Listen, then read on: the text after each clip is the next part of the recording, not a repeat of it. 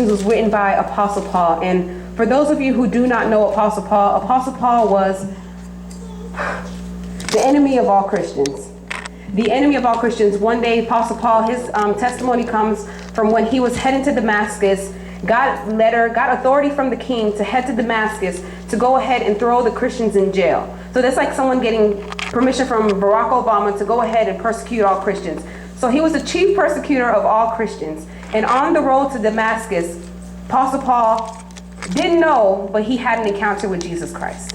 And at that encounter with Jesus Christ, it changed the course of his life forever. Apostle Paul later on became Saul. He was such a persecutor that the people who would see him, he was Saul then. But whenever people would see him, and then he came and then he started preaching with the disciples. The disciples would even question themselves like, this man right here? So when I read verse 10, and it says, for we are his workmanship, created in Christ Jesus for good works, which God prepared beforehand that we should walk in them. And then I began to think, and it says that we should walk in them. It says discovering your purpose. This is not God doesn't promise that everyone will discover their purpose. The word says that we should walk in them. So hopefully each and every person walks in their purpose. There are some that won't come to Christ. Unfortunately, we as believers know and understand that not everyone is going to come to Christ. Unfortunately, not everyone is going to, by the time Jesus Christ comes back, not everyone is going to come back for the rapture. So that's why it says that we should walk in them. God gives us promises such as, in this world you will have temptation. He promises that we have temptation, but he says, but take heart, for I have overcome the world. He promises that there's going to come temptation, but right here he says that we should walk in them. He doesn't promise that we're going to walk in them, but he says this is what we should do.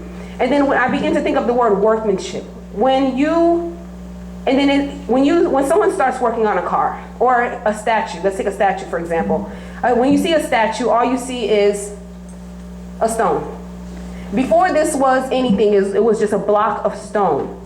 And I'm going to take it back to verse 1. And it says that we were dead in our trespasses. I'm going to use myself as an example. And I remember yesterday on Facebook, anybody who has me as a friend on Facebook, I shared a deliverance testimony that I had 3 years ago. It happened 3 years ago, but I just shared it on Facebook because of embarrassment. Of embarrassment, I hid it for 3 years, and then I finally let it show on Facebook. So when we see a stone, all we see is a stone, a block. Before this church was a church, it started with a cement block. Anything that we do, it starts small. So it says, you were dead in your trespasses. And I'm going to take myself as an example. Before, if someone would have told me 10 years ago that I would be standing here talking to people about Jesus Christ and following Christ, no is an understatement. I was in Tallahassee, and when I say partying was my life. Partying was what it was. If you wanted to go out and drink, I was right there with you. If you wanted to go out there and party, you know my phone number, I'm right there with you. And now here we are, and if someone would have looked at me back then and just held on to what they saw back then, they would never see the workmanship. So when we see a stone, all we see is a big block of stone. But when we see a statue, like Michelangelo, when he did statues, he started off with a piece of rock. The piece of rock is when we're in our trespasses. There's no beauty, there's no chiseling, there's no nothing. All we see is a big piece of rock. And there's sometimes we have people in our lives and we just look at them and says, you know what, this person is useless. This person is they're a drug dealer, they're a prostitute, they're this, they're that. The crazy thing is, I was thinking about I was like, man, what if one day I went to 14th, I'm dead serious. I was like, what if I went to 14th Street and I took a prostitute and I just wanted to take her out to dinner and just talk about Christ? I would get arrested for like just taking a prostitute, even though my intentions were good. The fact that this person is deemed bad in our society, you can't even take them in a car with you. So these people are our statues, the dope dealers, the prostitutes, the rapists, whatever it is. But in here, God tells us that he has like our workmanship. He has something, he has a plan and a purpose plan for each and every one of us. Amen. So in that stone, we are just a block of stone when we are in our trespasses, when we have nothing going for us, when people look at us and just roll their eyes. Some of us, we are the cast outs, the black sheep of our families, where some of us are living testimonies of being God's workmanship. So whenever you're stuck in your trespasses, or whenever you see someone, your friend, your coworker, whoever, just stuck in their trespasses, just knowing that they're a stone. At this moment, they're just a stone. Then it says, by grace. Yes. By grace, yes, by grace, we are saved. Yes. By grace, we are saved. It said it's not by works. It is not by anything that we have done. Right. I was in my room the other day and I'm just like, man, Lord, I'm blessed, man. It's probably because I was doing this, and it just, he hit my heart so hard, like, because of what you did. Because of what you did, do you know what you deserve because of what you did? But it is simply by grace.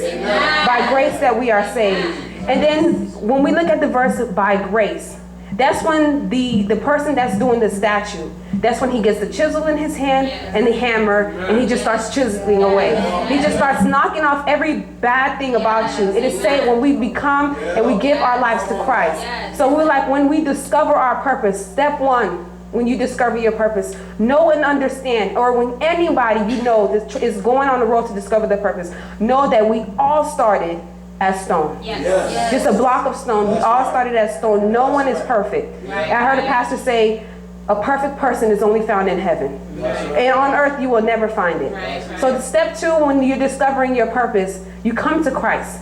When you come to Christ, you surrender yourself to Christ. Yes. I remember when I was in 2009, I am using myself as an example because I'm the only person that I know what I went through. I know what I did. So in 2009, I gave my life to Christ in 2009. I didn't get baptized until 3 Sundays ago in 2015. Simply because I wasn't ready, even though I got saved, I realized that I wasn't fully ready to surrender my life to Christ. I wasn't ready to just say, you know what, God, here I am, do what you want to do with me. To 2015, that's when I finally said, you know what, enough is enough. I've been through enough heartache, I've been through enough, all these trials and tribulations, I've been through enough. Lord, now it's my time to just surrender my life to you. So when we see, it says that by grace we have been saved. And I'm a living testimony that is simply by grace.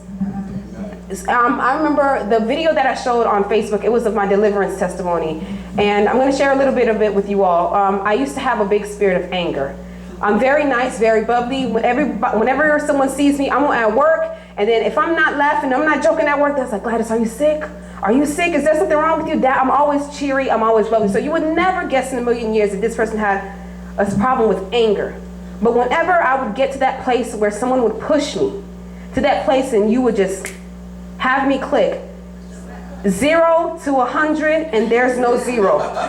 There's no coming down. And if that person would try to talk to me and try to calm me down and say, you know what, it's just time for you to calm down, now we have a problem. Because you calming me down as if I don't have a reason to be upset. You get what I'm saying? Yeah. So whenever I was delivered by this thing, and I remember in that video, if you all see my Facebook, if you pay attention to the video, I had my glasses and my paper in my hands, and it was a list of 150, 170 things.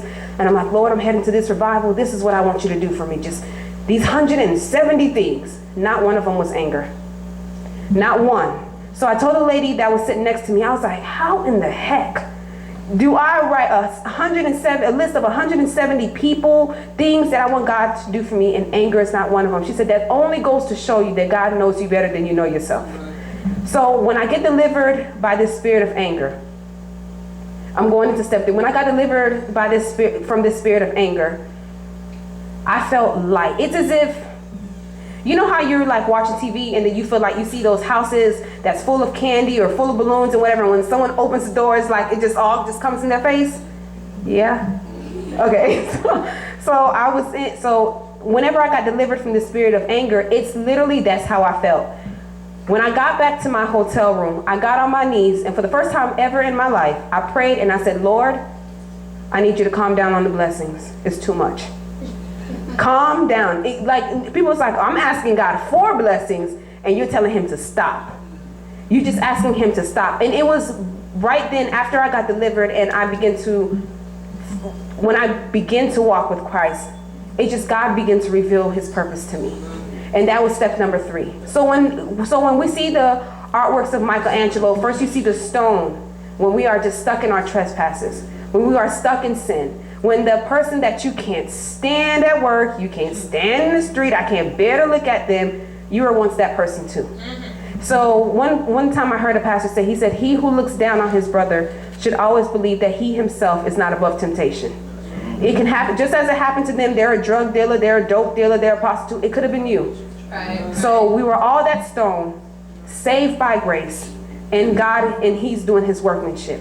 So when we see the stone of Michelangelo and we see beautiful statues, when we see great men of God and we see what this great man of God did, and this great man of God is going around healing and delivering people. People are walking out of wheelchairs. The dead is rising.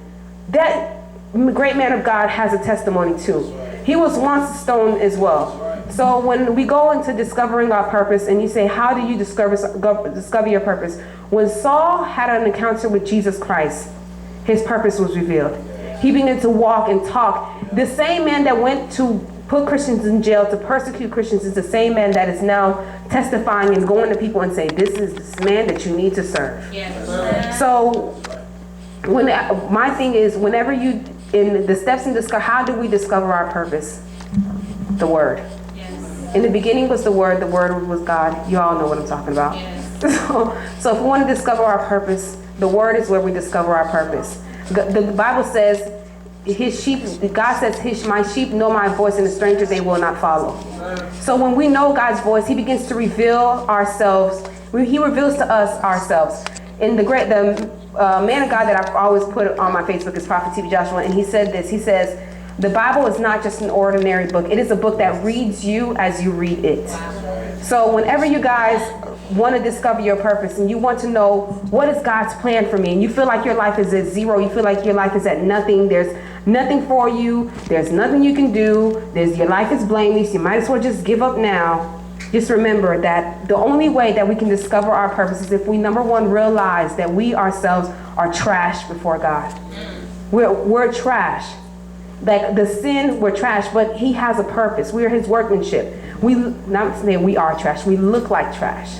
But we are his workmanship. And he is slowly but surely, the closer we get to him, the more and more he's chiseling the pieces away. So in order to discover our purpose, number one is to realize that you're trash. Realize that, number one, you need Jesus. Number two is to begin to follow him and to walk with him. And number three is to when your purpose, that purpose that God has for you will then begin to be revealed. So I thank you all for coming. I thank you all for